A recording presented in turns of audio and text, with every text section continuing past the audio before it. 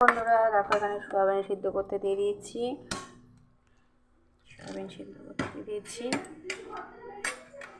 এটা পাকা পটল, এটার মধ্যে হচ্ছে লবণ হলুদ মাখিয়ে দিয়েছি। সরি, হলুদ নয়, লবণ মাখিয়ে রেখে দিয়েছি। পাকা পটল খেতে খুব ভালো লাগে।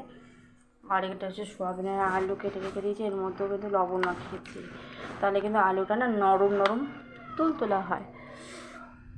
আর এখানে হচ্ছে ভাত হয়ে গেছে আমার। আর এখানে হচ্ছে উচ্ছেগুলো বটি হবে। হ্যাঁ, এইভাবে উচ্ছেগুলো কেটেছি আর এইভাবে কুমড়োগুলো কেটেছি। এখানে আমাদের টুকু হচ্ছে পেয়ারা মাখা করেছিল, খেয়েছি, একটু ফেলে দিয়েছে। আর এখানে রয়েছে কী বলো তো, এটা আদা। হচ্ছে এখানে হচ্ছে মশলা আছে, সব মশলা। আর এখানে পাঁপড়, ঠিক আছে। চলো তোমাদের টুকু রানী কী করছে দেখি। যে ফল, এই যেখানে হচ্ছে টুকুর ফল, এটা হচ্ছে আপেল আর মৌসুমী লেবু। মৌসুমী লেবু খেতে খুব ভালোবাসে, ফল দিয়েছেও টুকু খুব ভালোবাসে, তাই কেটে রেখে দিয়েছে মা। এর ঢাকা দিয়ে রেখে দিয়েছি, নাহলে মাছি টাছি পড়লে খারাপ।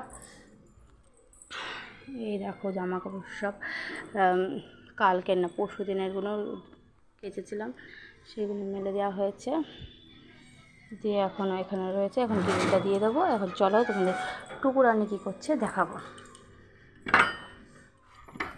এই দাও তোমাদের টুকু রানী, ঘর ঝাড় দেওয়া হয়ে গেছে, বিছানাপত্র পরিষ্কার করে ফেলেছি।